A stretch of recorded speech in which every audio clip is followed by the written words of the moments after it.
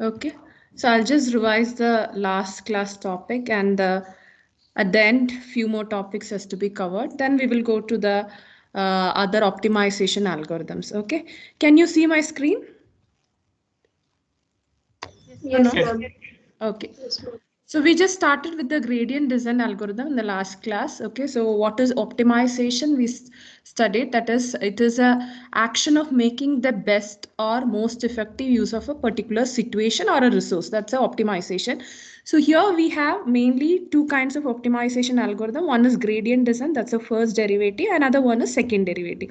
The first derivative always called as gradient descent, and that is the most widely used optimization algorithm in machine learning and deep learning application. And while training the data, we will be using this optimization technique. Okay, and what is this optimization?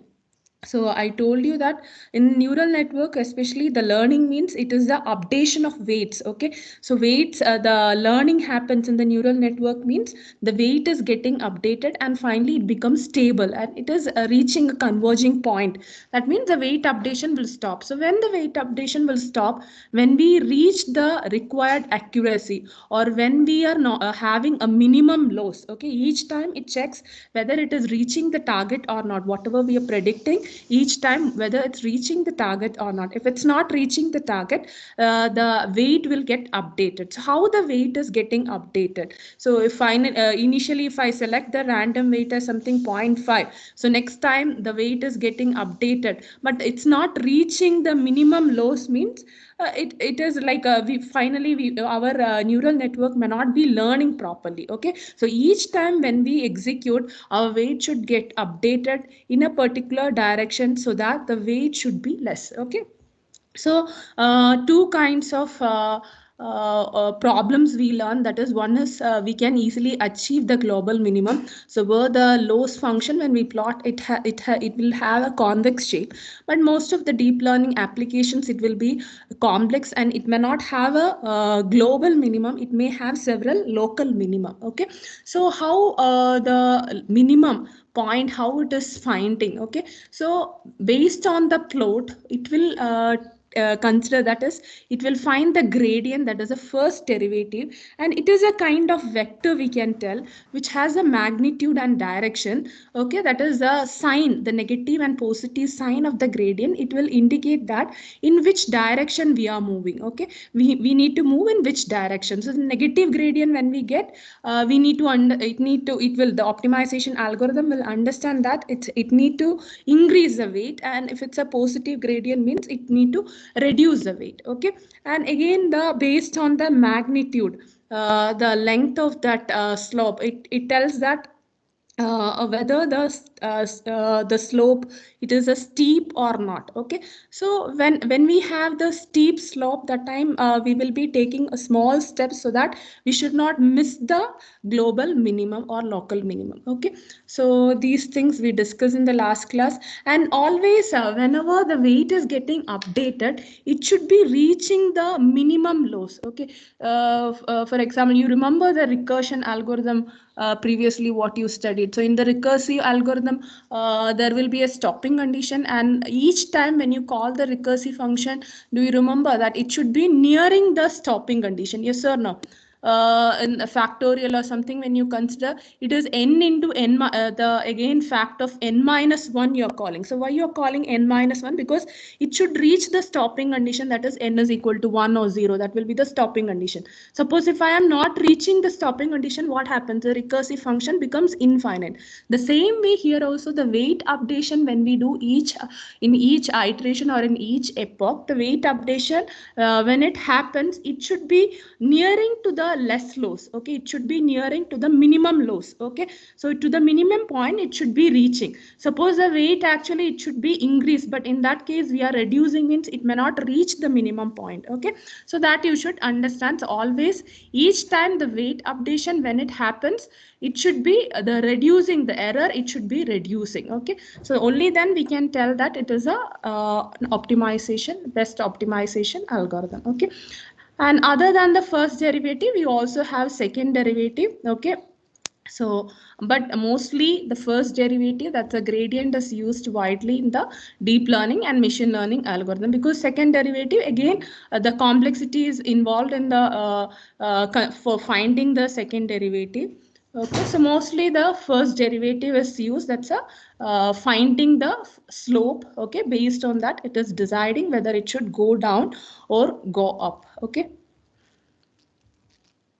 Okay, so then I told you about the activation functions. That is, what about the activation function, the non-linear activation functions when we select? Okay, it will be able to handle the complex problems. Okay, and it has we learned that it has an advantage, that is the first derivative can be found out. Okay, so why the first derivative? It is used now. You would have understood to find the gradient, that is to understand the direction, that is in which direction it should move, that is the weight should be updated, how the weight should be increased or reduced. So in back propagation also, in the problems you would have used that one and you would have updated the weights. And in this diagram also you can see that delta w, it's given minus gradient. So why it is minus gradient?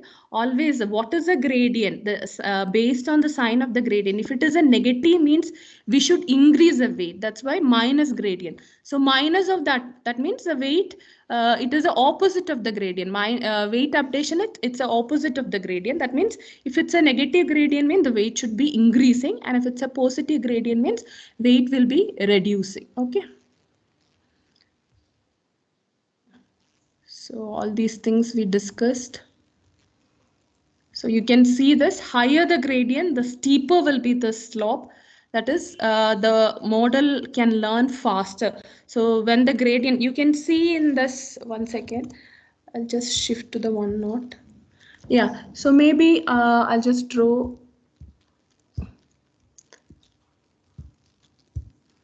Yeah, you can see this is a graph. Okay, so you can see this region will be steeper. Okay, so this region will be steeper.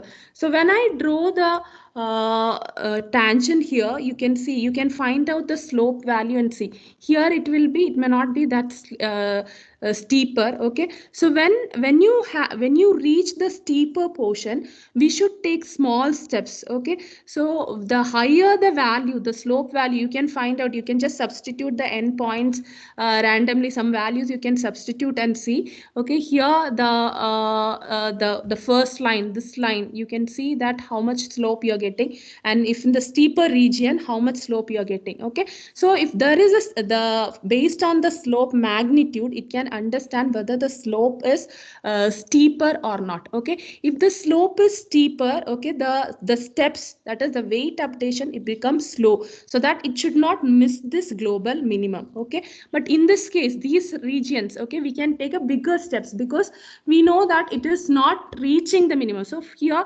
suppose the weight updation, it can take bigger steps, but when we reach here, it should take small steps, so that it should not miss the global minimum point. Okay, so whenever the steeper region comes, based on the magnitude, okay, it will be the weight updation. Okay, it will take smaller steps, but in the other region, that is this, in this particular region, okay, it's not steeper, so that the weight updation, the more weight updation can happen.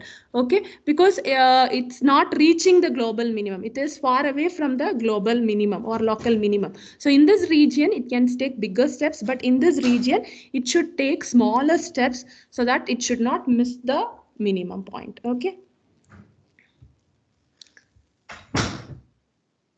Okay, so that's a one example it is given. You can see here, so it's a same, like it is compared with the climbing the hill.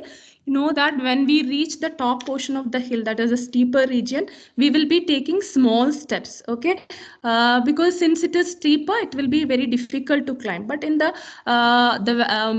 initially we may be taking bigger steps. The same way here also, since we should not miss the global minimum, initially we may be taking bigger steps mean the weight updation, the more weight updation, that is with a great value it can do the updation, but when it reaches the steeper portion, okay, the weight updation will be reduced. And what is this formula? This is a new weight or new parameter. Okay, so all the weights, how the weight updation happened, the old weight minus A learning rate, it is multiplied with a learning rate. The gradient is multiplied with the learning rate. And why this it is subtraction? I told you, because it's a gradient. Always it's the weight updation happens opposite of the gradient. That is, if we get the negative gradient, okay, so negative and negative, it becomes plus. The weight updation, the weight will increase, okay. But if it's a positive gradient, the weight should reduce, okay. So I just thought of showing one example how the gradient it is yeah, based on the learning rate, okay, how the weight updation is happening. So the learning rate, it is deciding the number, the steps, okay, the step size. The learning rate, how it is deciding the step size, whether the learning rate when we increase. So we learn in the last class, when the learning rate increases, the step size will be increasing. That is a bigger step. When the learning rate reduces, the step size will be reducing. So just I substituted with the small values, okay. You can see here, this is the equation, and here I just substituted smaller learning rate, and this is a bigger learning rate. So you can just see this is a new weight. I am getting the new weight. The old weight, you just consider it as 0.5, okay. 0.5 minus, and I just selected the learning rate as 0.1. 0.1 into, you just consider the slope or the gradient is -2. -2 means it's a negative gradient, so that the weight should be increasing, okay. So this, you can see that when the learning rate is a small one I selected, so you can see how the step from 0.5 it got updated only to 0.7, okay. So it is a smaller step, smaller weight updation is happening. But if I am selecting a bigger learning rate, so you just see here the example, the bigger learning rate, when I consider, that is more than, greater than 1, I am selecting. So learning rate I just substituted as 2. 2 into -2, it becomes 4. 4.5. You see that how the weight updation happened from 0.5, it is directly changed to 4.5. So in this case, when we have bigger learning rate, what happens? There is a chance that we may miss the minimum point, okay. But the problem with the smaller learning rate, what can be the problem with the smaller learning rate? The learning process, it may be slower. Yes or no? Because it is here, it is, we are increasing the weight by very small values, so that the learning process, it becomes slower, but it won't miss the local or global minimum point. But in this case, it is from 0.5, it is jumping to 4.5, because we had given a bigger learning rate. So in this case, what happens? It may not reach sometimes the local minimum. Again, it will be reaching the higher point. It is not reaching the local minimum. Again, we will reduce the value. So that time also it is bigger steps. So you can see in the slide, last time we discussed, it will oscillate from here and there, okay, and it may not reach the local minimum. Instead of reaching the exact local minimum point, it may be oscillating, okay. But if we take the smaller learning rate, though the learning process becomes slow, it may not miss the local minimum, okay. So now if I am not giving learning rate, what happens? We will see. So what is the importance of the learning rate? You should understand. So I am not using any learning rate, so I am just updating the weights only based on the gradient value. So 0.5 -2, that means it becomes plus 2.5. So here also you see from 0.5 it is jumping to 2.5. So there is a chance that we may miss the minimum point, that is minimum loss, okay, where we need to achieve the minimum loss. That may there is a chance that we may miss it, okay. But that's the role of the learning rate. So it decides that the size of the step, okay. So hope you understood from this example the learning rate, how it is deciding the size of the step, whether the smaller step we need to take or bigger step we need to take, okay. What is the role of that learning rate, okay. When you take the smaller value, the weight updation, it is slower. But when we take the bigger learning rate, what happens? The weight updation, okay, it becomes very huge, big steps we are taking, and there is a chance of missing. And if you don't have learning rate also, only based on the gradient, when we update also, the bigger steps, the steps may become bigger, okay. So I just want to show that with an example. That's why. Hope you understood. Yes or no? Yes or no? Yes, Is ma'am. respond? Yeah. So this was the last time I showed the diagram. So bigger learning rate means you can see. Hope you can see the slides. Okay now. So bigger learning rate means you can see that it's never reaching the local minimum. Instead of that, it is just jumping here and there. It may be oscillating. But the smaller learning rate, you can see that it may be slow because steps are weight updation is very slow, and it may not miss the minimum point. Okay. So and these things we discussed, and so you can see that that most commonly used rates, which are the most commonly used learning rate value 0.001. So we will be selecting any particular value, but again the learning rate always it become fixed. So when you select a particular value, it become fixed. Okay.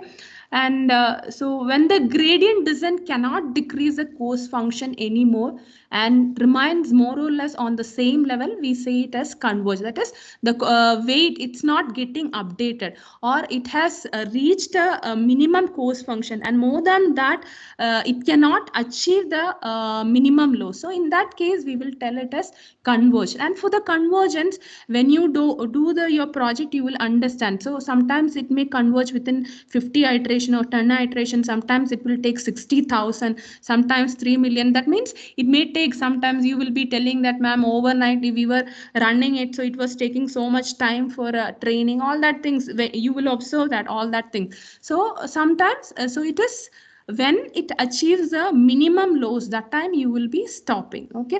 So that time we can tell it is converged, and the weight updation we can stop, it will stop the weight updation. So you need to see, you need to experiment all these things. Okay. And there is another next one topic actually. Uh, this is a very important thing when you consider the data in the machine learning or the deep learning. When you take the data, sometimes the data, the range of values for each features, when you consider each features, sometimes there will be a huge difference in the values. So in that case we need to normalize the data. So what is mean by normalizing the data? So you just consider an example. Okay. So here one example is explained. So maybe for predicting two features, consider the data containing two features, that is age and income. We are considering the age and income. Okay. So two features or two column values. Okay. So age is one feature and the other feature is income. So age, when you see the age, mostly the age will be in the range 0 to 100. Maybe it will be a very small value. But when the income, when you consider, okay, it will be it in the range 0 to 1 lakh or 2 lakh, like that it goes. So it is around 1,000 times larger than the other feature. So the income, it's very huge, it is very larger than the other one. So sometimes what happens is it will have more influence when we do the prediction. So with the help of this age and income, something we are predicting, okay, how much loan they will be getting, or some for some application, when we relate some predictions, when we do it, or when some classification, when we do it based on these features. So one feature, it is having the number, the value, when we consider there is a huge difference. One value, it is around 1,000 times or 10,000 times larger than the other one. Okay. So sometimes though it won't have much importance, but because of that value it may influence the prediction. Okay. So this income value, sometimes in some applications it has a huge numbers, but it may not have some very importance in that prediction, but because of that value it may change. Okay. It may affect that prediction, it may have more influence on that prediction. So to avoid that, in certain cases, if the values are, if the feature values, it has a huge difference, in that case we will do normalization. So what is normalization is, we will bring everything to a normal scale, that is 0 to 1 scale. To a 0 to 1 scale we will be bringing all the features. Okay. Without losing its importance, okay, or value.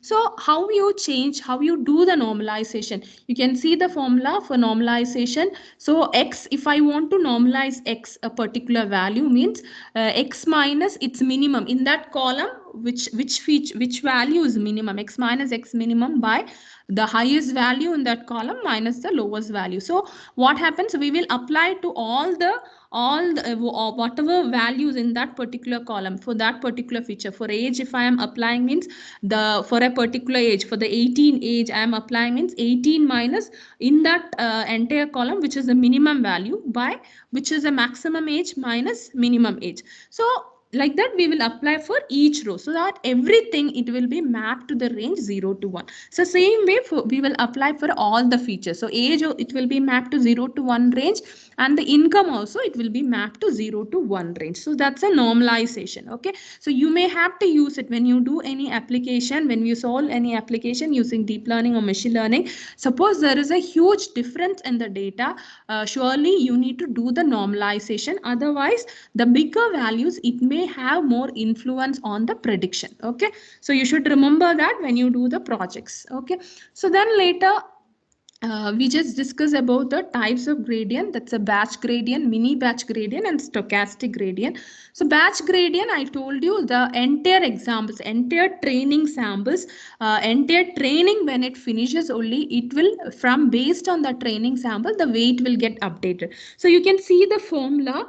So the W, that is the new weight. Okay, it is it is equal to the old weight minus, it is same like the previously what I showed the formula. This formula, B is equal to A minus learning rate into gradient. Okay, so same thing, it is represented in a different way. So here I think the learning rate, it was represented using gamma, but here it is alpha. Okay, so this is alpha is representing the learning rate only. So W new is equal to old weight minus sorry, minus. Okay, so why minus? I hope you understood.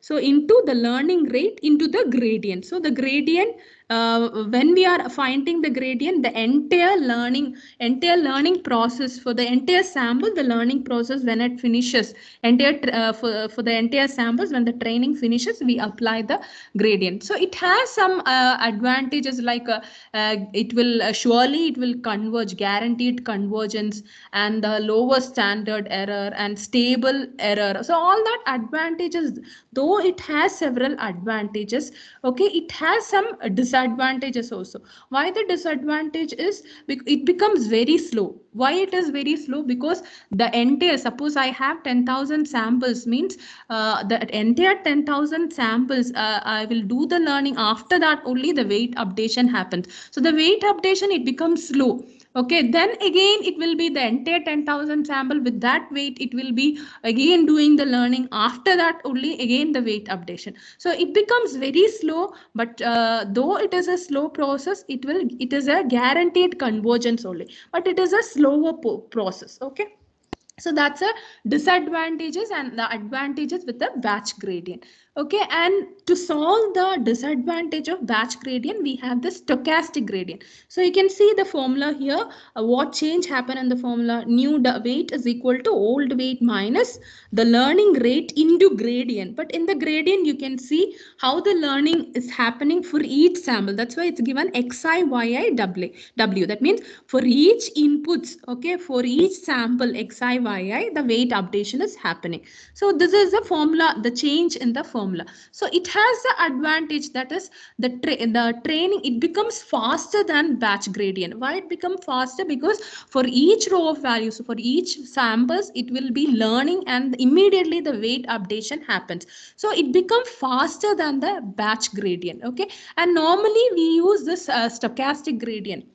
Normally when we have the deep learning and machine learning, we will apply the stochastic gradient. Maybe you would have done the problems also with the stochastic gradient. That is, for each sample, okay, you will observe whether it's the predicted output, is it reaching the target or not, or the weight updation, it happens immediately. So that way you would have done the problems. Okay, but the problem with this stochastic gradient is, since the weight updation is happening all the time, that is immediately after the each training sample, the weight updation happens. So it results in noisy gradient. Okay, noisy gradient means, you can see in the diagram, you can observe that this is the stochastic gradient. This diagram, it shows a stochastic gradient. How the weight updation, frequently the weight updation happening. Okay, but you see in the batch gradient, this blue color, that's a batch gradient. The weight updation, it's not very frequent. Okay, but here you can see the way frequently the weight updation happens. So it has the advantages and disadvantages. The advantages, it becomes very fast, and it the everything it get improved. Okay, so the weight updations and everything, it gets improved, but the problem is the noisy gradient results in noisy gradient, and it may jump. Okay, it may cause the error rate to jump around. So that is a problem with the, that is a disadvantage of stochastic gradient. Okay, and because of the weight updation always, since the weight updation happens always, we can tell that it's a little expensive, computationally expensive, because the computation, always a computation is happening. One row of values, when it finishes, one sample finishes, immediately the weight updation. Again, one learning, okay, the one with the one sample, the learning process happens, again the weight updation happens. So it is computationally expensive, and there is noisy gradient. So to avoid the disadvantages of batch gradient and stochastic gradient, there is another gradient design called as mini batch gradient. So it will take the advantages of stochastic. What was the advantage of stochastic? It become faster. Okay, so that is one of the advantage of stochastic, and it has a drawback that it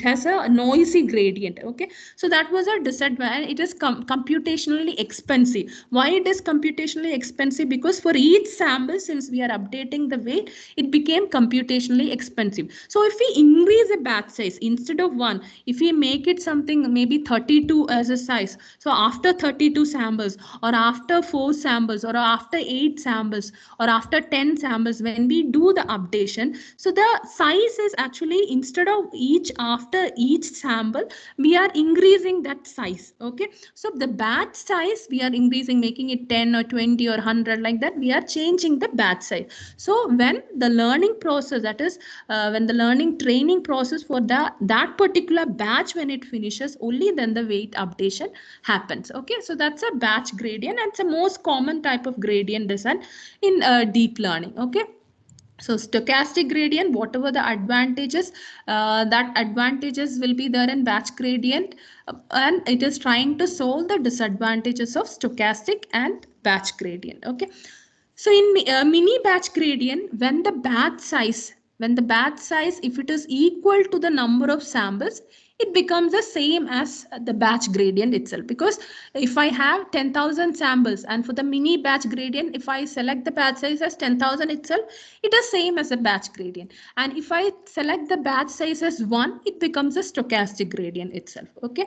So here you can see, and mostly how the batch is selected, it's in the power of 2. That way the batch size is selected. And you can observe the formula, how the formula is changed. The new weight is equal to old weight minus learning rate into the gradient. Okay, and how the gradient is found out, the gradient for each batch, x value the sample from I to I plus b. Okay, that's a batch. So from that batch, okay, for each batch, when the training finishes, the weight updation happens. So please try to understand how, the formula, okay, for each one. Okay, and it has some disadvantages. Okay, so and the disadvantages, it is depending on the batch size actually. So when the batch size increases, you can relate with the batch gradient descent, and whatever the disadvantage of batch gradient descent we had, it will be the same mini batch will also have. And if it is reducing the size, same like stochastic, then it will have the drawbacks of stochastic. And the batch, how the batch is selected, it's not selecting continuously. Okay, the batch will be selected randomly only. The algorithm, it selects the batch randomly. So since it selects randomly, okay, it will help to avoid the redundancy. Sometimes the samples, if it is selected continuously, then it may influence the prediction. Certain cases it may influence, because sometimes the nearby samples, maybe it may be related sample or something. Okay, so it may the learning process, it will affect the learning process. So instead of selecting continuously the batch gradient, okay, though it is selecting the batch, it's not selected continuously, it will be selected randomly. And since it is selected randomly, it avoid much of the redundancy. Okay, And yeah, and it has some advantages and disadvantages, and I told you the disadvantages, whatever the disadvantage come, it is related with this like a batch size. Okay, so yeah, then the first and second derivative, the difference it is telling. Okay, the gradient, that's a first derivative. It measures the steepness. But the second derivative, so why we are always selecting the gradient? That's the first derivative. For the most of the deep learning application, we select the optimization algorithm as a first derivative. That's a gradient descent. First derivative, we call it as a gradient descent other than the second derivative. So in second derivative again, the computational cost, that is after finding the first derivative you need to find the second derivative, and some of the non-linear functions sometimes we may not be able to, the activation functions what we select, sometimes only we will be able to find the first derivative. So the for the whatever the activation function we select, okay, so for that only the first derivative can be achievable. Sometimes the second derivative we may not be able to find it, and so because of all that things, mostly the gradient descent, that's the first derivative will be used, and the gradient it will be able to measure the steepness properly. Okay, and based on the steepness we can understand whether we should take smaller steps in weight updation or bigger steps in weight updation. But the second derivative, instead of measuring the steepness, it will measure the curvature, how the curve is, how the curve is. So same like first derivative only, but there will be a small difference, and it may, there is a chance in the second derivative, there is a chance that it may it may miss the minimum point. Okay, so the second derivative, if it is equal to 0, the curvature becomes linear, and the step size will be same as the learning rate. Step size will be same as the learning rate. And if it is greater than 0, the second derivative when it greater than 0, same like first derivative only, if it is greater, if it is a positive value in the gradient, what we will do, it is indicating that we are moving upward. Okay, so we need to take small yeah, but if it is moving, when it move upward, if we are taking smaller steps, it may lead to divergence. And if it's less than 0, that's negative, second derivative it's negative, it indicates that it is going downward, and that time if we are selecting bigger steps, it may lead to divergence. That is, if it is less than 0, it's going down, it indicates, and while going down, the smaller steps should be selected. Okay, so in certain cases the second derivative, it won't give the promising result, and it may not reach the minimum point, and instead of converging it, there is a chance of divergence. Okay, so mostly we use the first derivative instead of second derivative. And next one is, any doubt? Okay, so next is in the case of when we consider the smaller dimension, we will tell it as global minima or local minima. But if the dimension increase, okay, when we have huge features, okay, when the dimension increase, instead of local or global minima, we will tell it as a saddle point. Okay, so this is just showing a graph, it is in a 3D, so there is more dimensions are there. So instead of previously we had a graph something like this, right? You remember, so we had a graph like this, but in this case you can see it is a kind of 3D plot. So here we won't tell it as a local minimum, we will always tell it as a saddle point. So saddle point means at that particular point, previously in the minimum point, always we get the slope as 0. So here also, when the saddle point, when we consider, okay, it may be a smallest, when some dimension when we consider, it look like the deeper point, and in some other dimension when we consider, it may be, it looks like a maximum point. But whatever it is, when we find the slope, okay,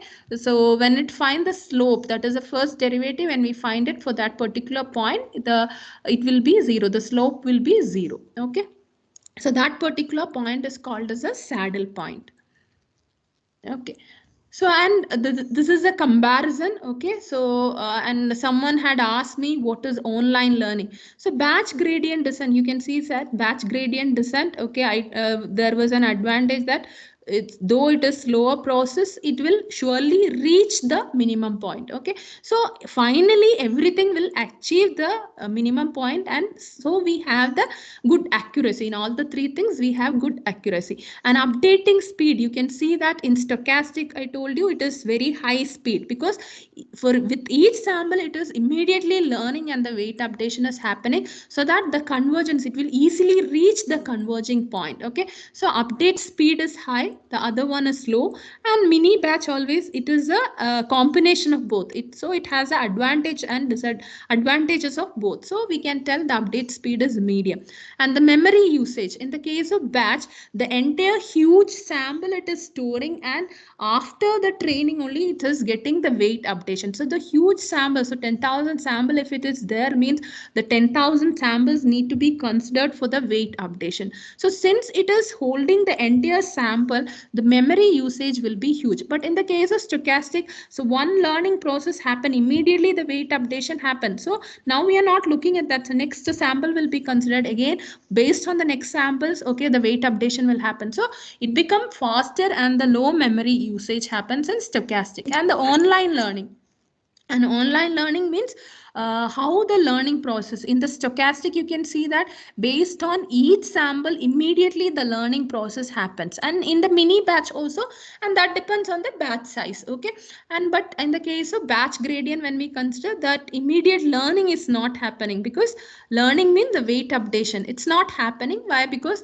the batch gradient descent means entire batch, when it finishes the training, only that time the weight updation happens. Okay, so you should remember the advantages and disadvantages of all the three. Okay, so you should relate and study. Okay, so you can, we had included many link here, you can go through this one and you can read it. Okay, so now I'll just go to the next topic. Maybe we will start the next topic. Yeah, so can you see the next slide? So any doubt in this particular topic means you can ask.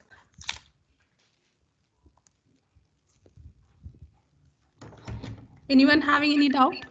Ma'am, I didn't understand the difference between first derivative and second derivative consideration. One second, I will just connect my charger. 1 second.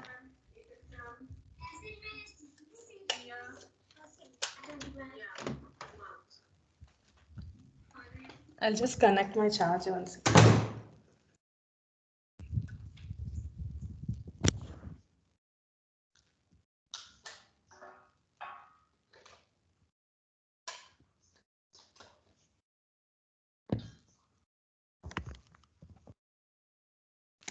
Yeah, tell me, the first, you didn't understand the difference between the first and second derivative. Why it is applied? Yes or no? Yes, ma'am. Yeah, the first derivative actually, you can consider any activation function formula and just apply the first derivative. Okay, and you just observe the first derivative in mathematics. You would have studied that first derivative. It always give the slope of that particular curve. Okay, so based on that slope, we can decide that how steep it is, and the slope, it gives a direction also, because based on its sign we can decide where, to which side it has to move, whether the it is descending or whether it is going up. So based on that, the weight updation, whether the weight should increase or weight should decrease, and how steep it is. If it is a very steep, means the weight updation, it should be reduced. Okay, so all that things, the indication we will get from the first derivative. But when we take the second derivative, sometimes while doing the first derivative itself, suppose you are getting the constant value, suppose when you get the constant value, or then what happens when you apply the second derivative, you won't get a proper value. Yes or no? After first derivative, when you apply the second derivative, so based on the activation function, so sometimes only the first derivative it will be possible. When you take the second derivative, finally it becomes a constant value, so that we may not understand properly whether how much steep it is, or which direction it need to move. So whether it should take small steps in weight updation or bigger steps in weight updation, it may not be able to understand from that the obtained value after doing the second derivative. So there is a chance of divergence instead of convergence, and it may miss the local minimum or global minimum point. So maybe I will see whether any examples I can provide or not. Maybe next class I'll just see with some formula or with some function when we apply the first derivative what we are getting and second derivative. I'll just see that. Okay, whether you understood or not. Yes, ma'am. So basically, second derivative doesn't contribute to the increasing or decreasing the weights. Uh, we can understand from second derivative, okay, but certain cases we may not be able to obtain that second derivative based on that function after applying the first derivative. When you again it is how you find the second derivative, whatever for after first derivative what you obtained, on that once again you will apply the derivative, right? Sometimes when you apply the derivative again you may get some constant value. Okay, so Jyotsna, and can I sometimes you answer? may be reaching zero. Yeah, tell me. Jyotsna, can I answer in Yeah, this yeah, way? yes, ma'am. Yeah, you can Okay. explain, ma'am. No, just one sentence I would like to add. Whatever ma'am said is absolutely fine. I would like to add a point here. It's like the first derivative is velocity, second is acceleration, kind of. So here, when you do the second derivative, the sign of the second derivative tells us whether the tangent line to the function is increasing or decreasing. Usually, we take the second derivative as a measure of the rate of change of first derivative, right? So its sign will tell us whether the slope of the tangent line to the function is increasing or decreasing. Okay, so it on to find the relative maximum and relative minimum of a function, we use it. That's Okay, all. ma'am. You can proceed. Yeah, thank you, ma'am. Okay. Hope you understood whoever asked. Yes or no? Yes, ma'am. Okay. Okay, so I'll just start this one so we don't have sufficient time. Okay, so initially the recap only, so I'll just skip this one. So what is gradient descent only it is telling. Okay, so here also you can see the formula, there is a change in formula, same thing only, but each time maybe it will be represented. Maybe when you refer a multiple textbook or something, you can see there is a change in the representation, but the same thing it is trying to show. Theta is equal to, instead of previously it was W, and once you showed with B and A, so same thing only. So theta is equal to theta minus, this is the learning rate. Okay, learning rate into the gradient. Okay, so always updation, it happens in the opposite direction of gradient that we study, that is negative gradient means weight updation will increase, weight will increase, and if it's a positive gradient means weight will reduce. That you should remember. Okay, so this sentence you should remember, and this formula you should remember. And always we are, this is a curve means we are trying to achieve the optimization algorithm, it's trying to achieve the local minimum. And this is very, very important. The choice of optimization algorithm for your deep learning model can mean the difference between good results in minutes, hours, and days. Okay, so which optimization algorithm you are selecting for your deep learning, that results in the how fast, that means if you are selecting a particular optimization algorithm, based on the optimization algorithm it can decide the time. That means in certain cases it will very quickly it will converge, and sometimes it will take many days or many hours to converge. Okay, so that depends on the optimization algorithm, because that only tells that the weight, how the weight up should be updated, whether weight should increase or decrease. So instead of, so you are nearing that minimum, so instead of increasing the weight, if you are reducing the weight, what happen, your optimization algorithm, it's not asking you to, it's though you are reaching the minimum, you found out it is a steepest, so it's instead of increasing the weight, if the weight is reducing means what happens, you may not be able to achieve that minimum loss. So it may take many hours to reach the good accuracy or the minimum loss. Okay, so this is very, very important. And when you do the project, especially, you should see, you have to everything, that is when you start the project, you may not be knowing how many neurons should be used, how many layers should be used, which activation function should be used, then again which one, how many epochs you should do it, or how many iterations you need to do, and whether I should use mini batch, stochastic, or which one should be selected. If it's mini batch, how much should be the batch size, all that things you will be experiment, you will try each one, and you will observe, okay, whether it's achieving the good accuracy or not. Your deep learning algorithm, whatever you had designed, whether it is achieving the good accuracy or not. So all that things you will be observing, and you will be changing accordingly. Okay, so now we are going to learn about some of the gradient descent optimization algorithms. So we are adding these features extra with the gradient descent. So we are finding the gradient descent. With gradient descent, when we add these algorithms, okay, we can again achieve the better, that is, we can converge in a very faster way. Okay, so we will see from this, mainly we are going to study about the momentum, then RMS probe and ADAM. Okay, so these are the important optimization, gradient descent optimization algorithms. In that, we are going to study about the momentum, then ADAM and RMS probe. So what is this momentum? So how it achieved the faster convergence? So we will look at the momentum. So momentum, it helps you to dampen the oscillation. Dampen the oscillations means, I'll just draw it here, one second. When you have, yeah, when you apply this gradient, what happened, the weight updation happens. So maybe I'll just consider initially you have some weight updation. So sometimes it may be the weight updation, something like this, it happens. But when you introduce this value, that is momentum, also with the gradient, what happens is, here there is the frequent weight updation is happening, but here in this case it will dampen the oscillation. Okay, and without missing the local minimum. So when you dampen the oscillation, there is a chance of, we will think that there is a chance of missing the minimum point.